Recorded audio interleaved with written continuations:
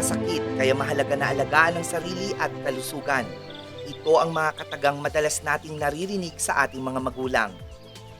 Kaya't isa sa mga adhikain ng mga bayan sa Pangasinan ay ang pagsusulong ng pagtatanim sa mga bakuran.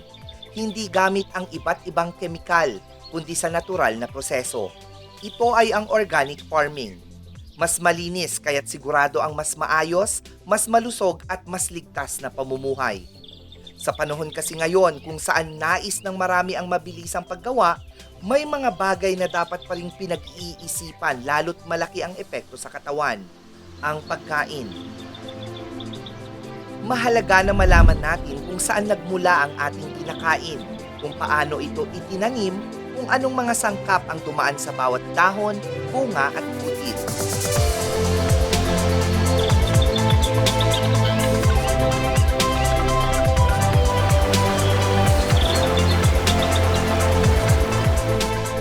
Sa lalawigan ng Pangasinan, may mga taong hindi lang tumatakbo palayo sa sakit, kundi papalapit sa mas malusog na buhay. Kaya naman, unti-unting niyayakap ng ilan ang organic farming, isang uri ng pagsasaka na nakikinig sa lupa, hindi minamadali, hindi nananakit. Dahil sa halip na kemikal, araw, ulan at panahon ang inaasahan. Sa halip na puwersa, tiyaga ang puhunan. At sa halip na bilis, panahon ang sinusunod. Dahil naniniwala ang mga magsasaka na kapag malinis ang lupa, malinis din ang tubo. At kapag malinis ang tubo, malinis din ang pagkaing mapupunta sa ating katawan.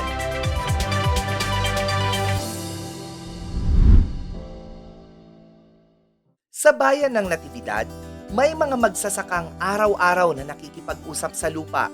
Hindi para utusan ito, kundi para unawain. At mas lalong hindi para pilitin, kundi para alagaan. Sapagkat para sa kanila, ang lupa ay hindi kagamitan. Ito ay katuwang sa buhay. Dito matatagpuan ang RREB's Integrated Eco Farm, kung saan ang bawat tanim ay may sariling oras. Walang pilitan at walang daya. Taong 2015 lang magkasakit sa puso si Richard, ang may-ari ng RREB's Integrated Eco Farm. Dito niya naisipang simulan ang organic farming. Nagkasakit kasi ako sa puso 2015. So parang yun na yung naging pinaka dahilan kung bakit pinili ko yung organic farming. So isa na rin parang medicine ko yung kung ano yung tinanim ko, gulay, yun na rin yung kinakain ko.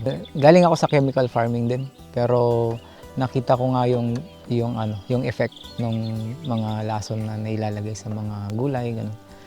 Kaya nag-convert ako talagang 100% organic. Lalo na ang mga halamang dahan-dahang namumunga sa ilalim ng malamig na langit ng bayan ng Natividad. Hindi pinipilit maging handa, hinahayaang dumating sa tamang oras. Dito, ang lupa ay hindi rin pinapagalitan kapag mahina ang ani. Ito ay inuunawa, pinapahinga, pinapakain at pinagbibigyan. Sapagkat para sa kanila, ang lupa ay hindi makina, kundi ito ay isang biyaya ng buhay. So ito, gagawin na namin seeds para sa next season. So hindi na kami bumibili sa labas yung mga chemicals na tradition, yung mga talagang ginagawa ng mga farmer natin. So kami lahat ang gumagawa. So yun, medyo matagal yung proseso. Takes time, years, ganun, para maging makondisyon yung soil. Farm to table, kung ano yung tanim naming gulay. So yun, kunyari, mga pang pinakbet, lettuce, may yung mga sa mga alaga naming manok. Kung ano yung mga nandito, yun yung in-offer namin sa visitors or sa mga nag-inquire online sa page namin. So yun, tinolang manok, pinakbet, salad, ganun. Ganun po yung mga in-offer namin. So, ang benefits nun, yung sa health talaga. Dahil sa panahon ngayon kung saan dumarami ang nagkakasakit, dumarami rin ang nagtatanong kung saan pa talaga nagsisimula ang paggaling. Sa ospital ba? Sa gamot ba? O sa kung ano ang paulit-ulit nating kinakain? yung family natin na magbe-benefits doon sa mga ginagawa natin, tinatanim natin mga gulay, malaki na yun. Kumbaga, investment na yun sa health natin. So, pangalawa, yung sa income. Maganda ang income sa organic farming. So, magugustuhan nila kasi talagang masusustain nila yung pangangailangan ng family. So, yung mga farmers natin dapat malaman din nila na maganda ang income sa organic farming. Yun nga, medyo mahirap sa simula pero in time, magiging okay din. So, dapat gawin nila yung mga ginagawa namin dito. Organic farming, farm to table. Since itong Pangasinan is malawak yung taniman, maganda ang patutungan ng organic farming lalo na kapag nasimulan siya sa mga LGUs, mga barangay, na maging aware yung mga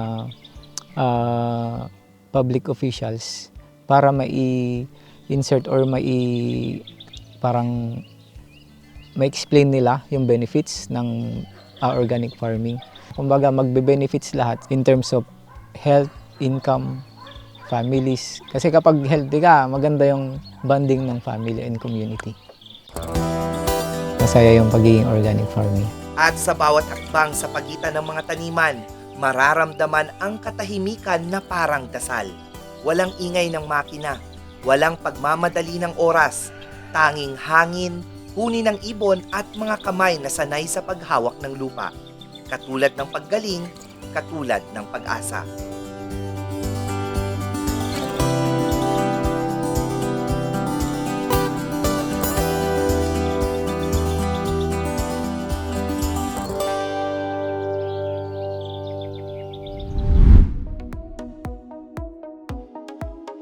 Sa lalawigan ng Pangasinan, may isang pamilyar na kakanin na tahimik ding sumasabay sa paniniwala tungkol sa mabagal at maingat na pamumuhay.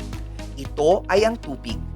Isang simpleng pagkain na gawa sa bigas at nyog, binalot sa dahon ng saging at niluluto sa uling. Hindi instant, hindi minamadali, walang shortcut, bagkus dumaan sa maingat na proseso.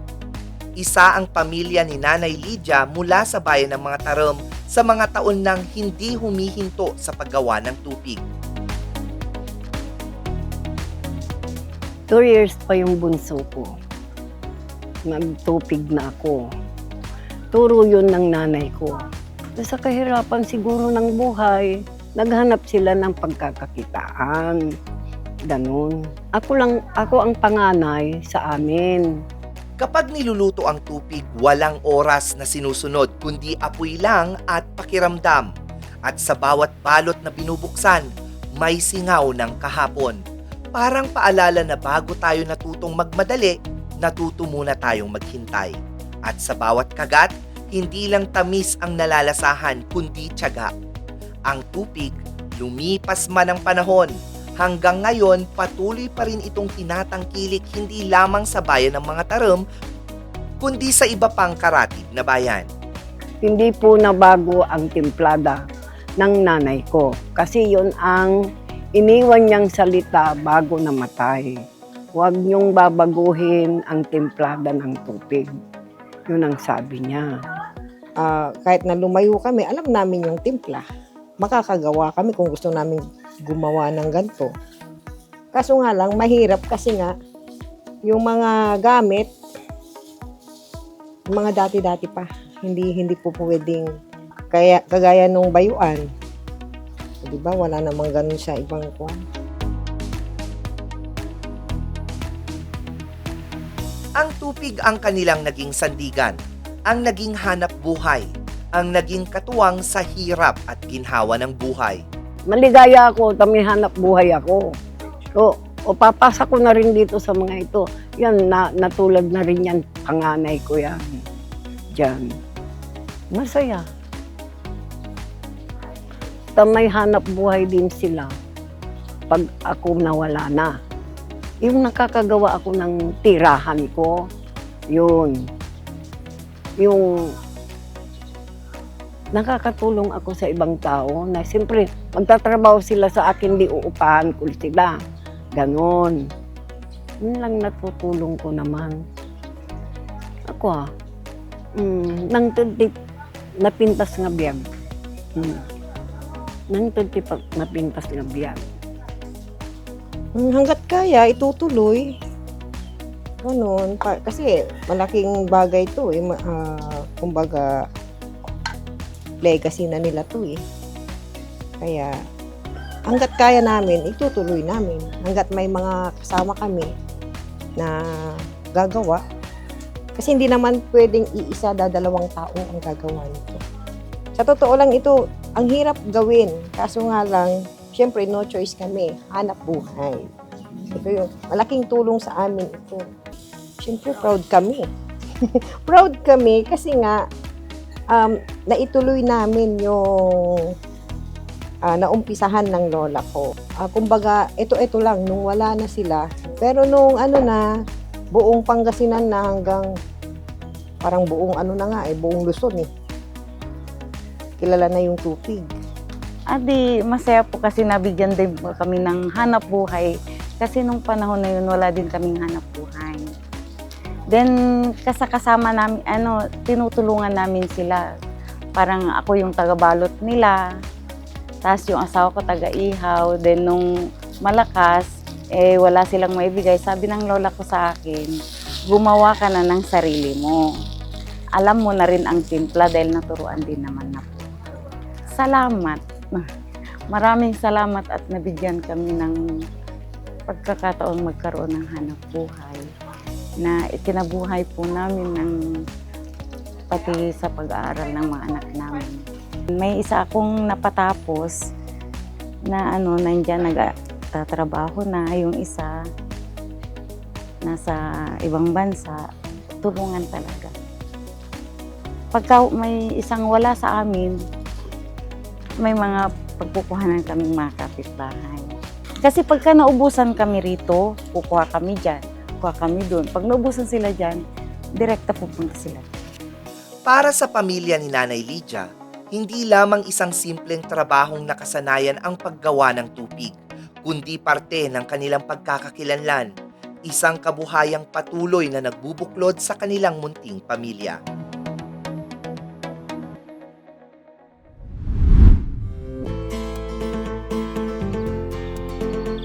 Bago pa man tumubo ang mga gulay sa bukirin, may mga punong una munang tumindig malapit sa dalampasigan. Tahimik, matatag, hindi naghahangad ng atensyon. Ito ay ang mga puno ng bakawan o mangrove. Sa tuwing humahampas ang alon sa baybayin, gaya na lamang sa Santiago Island sa bayan ng Bulinaw, ang mga ugat ng punong ito ang unang sumasalo. Sila ang unang nasasaktan. Sila ang unang lumalaban at sila ang unang nagbabantay. Sa bawat bagyo, sa bawat malakas na hangin, sa bawat pagtaas ng tubig dagat, ang mga bakawan ang nagsisilbing kalasag ng komunidad. Ngunit higit pa sa proteksyon, ang mga bakawan ay tahanan din. Dito sa site ng may CBFME, wala talagang nakatanim dito, pero dyan sa loob mayroon. Dati po walang mga mangrove kahit isa dito, kaya tinanim namin talaga lahat. Kasi nagkaroon kami ng environmental noon, mahalaga ang papel ng mangrove dahil nung maliliit pa kami, marami kaming nakuhuli sa mga lamang dagat. Subalit noong tumagal na, nung nawala ng mga mangrove, napapansin namin na kumukunti yung nakukuha sa dagat. Kaya nag-isip kami kung paano ang paraan para mapanumbalik yung mga nawawalang lamang dagat. Ito nga ang mangrove ang naisip namin itanim dahil nalaman namin sa environmental training namin na ang mangrove pala ay pinangingitlogan ng mga isda. At saka nakakatulong din po siya sa mga malalakas na hangin. Lagi po kami nagre-replant, ma'am. Kaya lang madalas nga ang bagyo, kaya yung nire-replant namin ay mawawala din agad. Pero tuloy-tuloy pa rin ang replanting namin. Yung bakawang lalaki, babae, at saka yung bungalon. Yung mangrove na babae, mahaba siya. Tapos yung lalaki, maiksi. tinatawag din nilang bakawang bato, yung lalaki.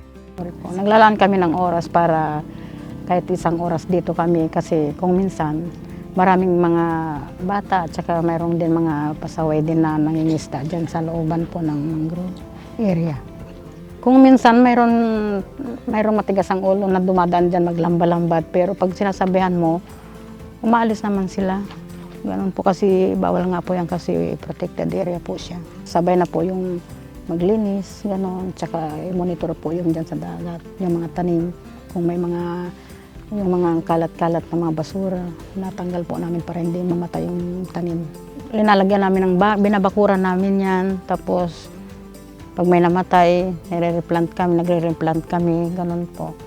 Araw-araw naman, binabantayan nito. Yung mga pumupunta rito, sila naglilinis kung minsan. Sila ang taga-pick up ng mga basura, ganon. Kaya yun lang ang kaya mapanitili ang kalinisan at saka yung mga tanim na mangrove. Ibig sabihin, bago pa man tayo makinabang, may kalikasang unang nagbigay. At kapag malusog ang bakawan, mas matatag naman ang baybayin. Kapag matatag ang baybayin, mas ligtas ang komunidad. Kapag ligtas ang komunidad, mas may kapanatagan ang buhay. Ngunit kapag ito ay napabayaan, pinutol at hindi inalagaan ng tama, unti-unting humihina ang natural na panangga. Kasi itong mangrove, parang nasa pilar lang ito. Kaya sila lang ang dito, yung dito sa Barangay Pilar.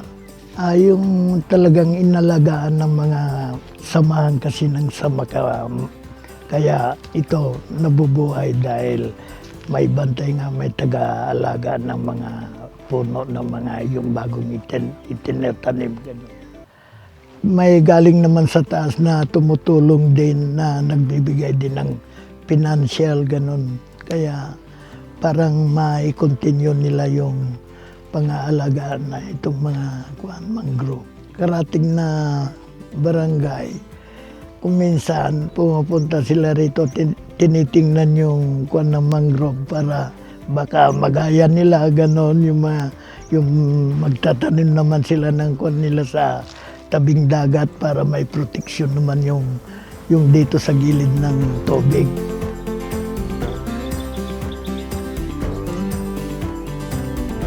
Kaya ang pangangalaga sa bakawan ay hindi lamang usapin ng kalikasan. Ito ay usaping kaligtasan, usapin ng ating kinabukasan. Sa turismo po, pwede po nila itong puntahan. Mahalaga po ito kasi makikilala po dito yung Santiago Island, tapos yung para mapag-aralan din po nila, makita po nila yung mga ginagawa, yung kahalagaan po ng mangroves sa pagiging sanctuary po nito para sa mga isda, tapos pag may bagyo, nagiging harang din po ito sa malakas na hangin, sa mga alon po. Dito po sa tourism, tumutulong po kami kapag meron po silang programs like mangrove planting po. Meron din po mga, tulad po sa mga estudyante, may mga for academic purposes po, pumupunta din po sila dito para mapag-aralan po nila.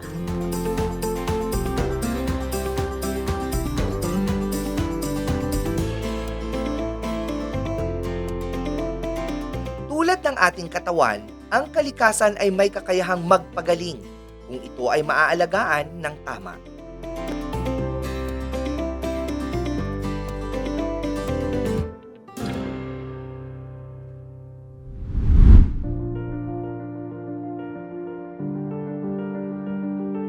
May mga taong naniniwalang dapat marunong magtanim ang bawat isa, hindi lang para kumita, kundi para may makain, para may maibahagi at para may kita. Gaya na lamang noong pandemya kung saan naranasan ang kaliwat kanang lockdown. Isa ang bukirin ni Nanay Victoria sa bayan ng San Manuel na nagbukas ng pinto sa mga kapitbahay nito. Sa Cherries Farm, ang pagsasaka ay paraan ng pagbabahagi. Kapag may sobra, ipinibigay sa kapitbahay. Kapag may ani, pinaghahatian.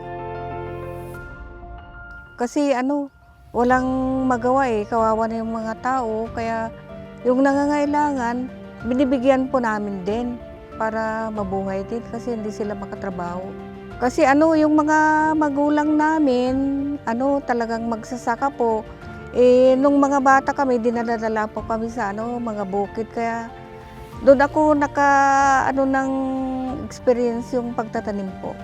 Nung 1985 pa, mga ano, pang table lang, mga talong, sili, wing beans, yung string beans, lahat na po ng gulay.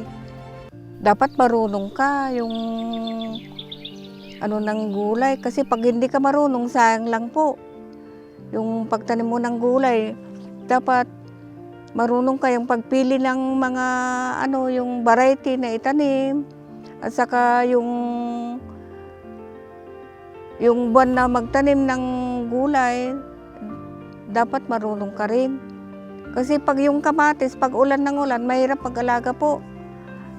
At saka yung sitaw, kagaya ngayon, malamig, mahirap buhayin po yung sitaw pag malamig po.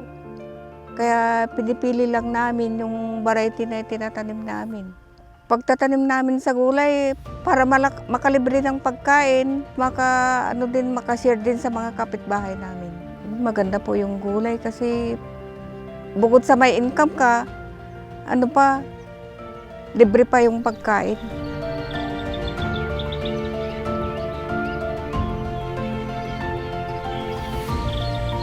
Maganda yun kasi supportive naman ng provincial government lahat ng programa ng PTCAO office. So ang kagandahan nun, hindi po nagpapabaya ang probinsya para suportahan yung programa. Kaya sa palagay ko, maging maganda ang kalabasan po ng programa na yan. Isang tahimik na paalala na ang tunay na yaman ay mas lumalago kapag ipinabahagi.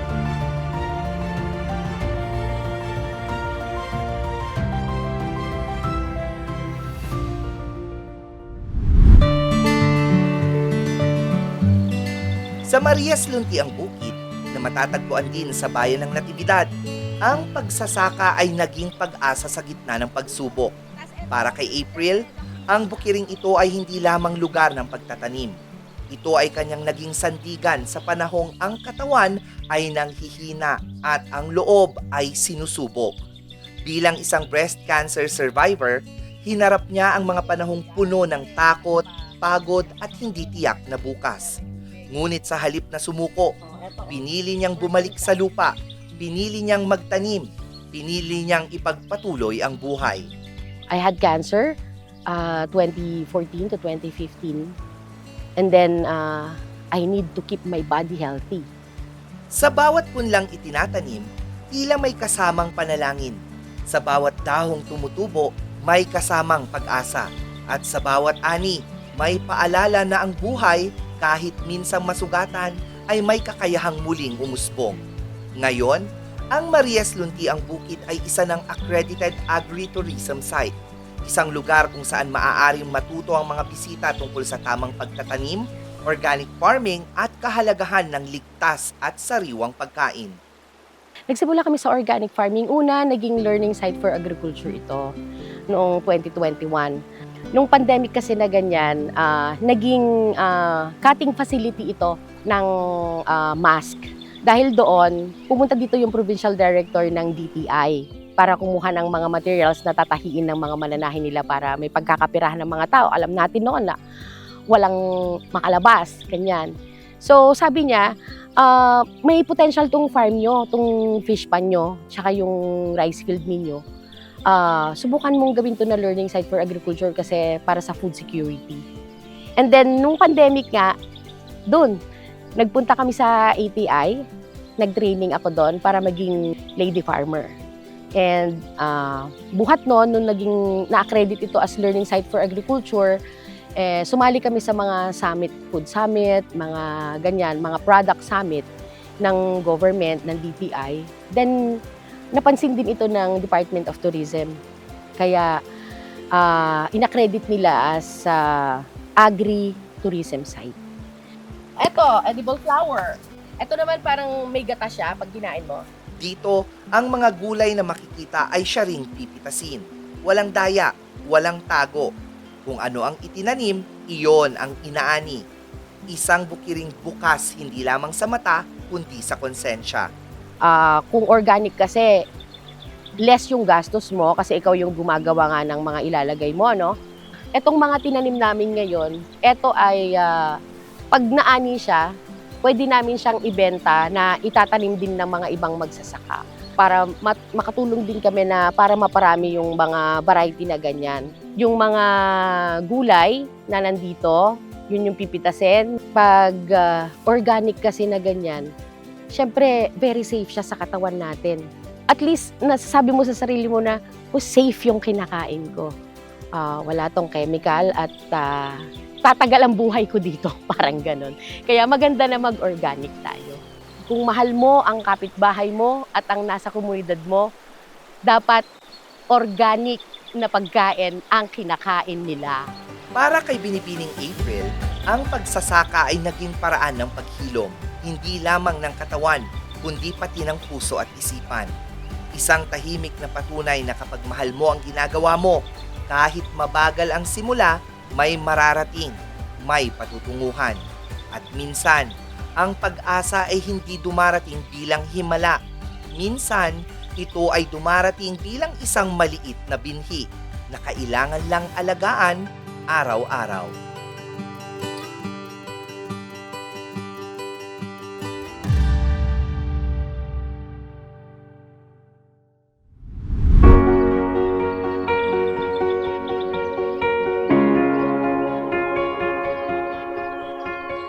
Sa mga bayan ng San Manuel at Natividad, ang pagsasaka ay hindi laban sa kalikasan.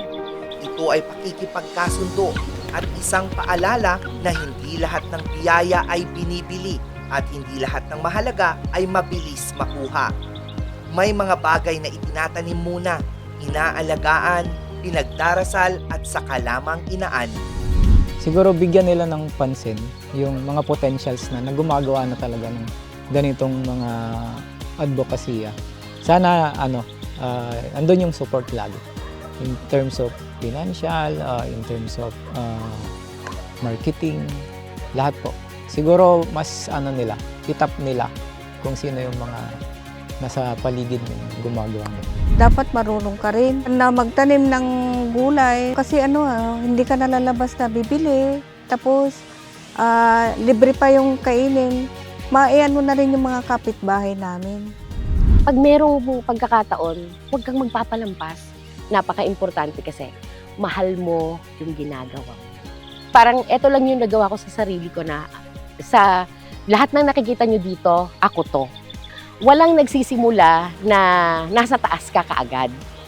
Lahat ng pagsisimula, kinakailangan ng pagsisikap. Kung ano daw yung produkto ng ginagawa mo, yun daw yung pagkatao mo. At sa bawat ani, may paanyaya na kumain ng mas may pag-unawa, mabuhay ng mas may malasakit sa sarili, at huminto paminsan-minsan para pakinggan ang lupa. Dahil minsan, ang sagot sa pagod, ang lunas sa sakit, at ang sarap ng buhay ay tahimik lang na naghihintay sa mga bukirin. Ito ay tumutubo ng mas malago, mas tahimik, at mas marahan.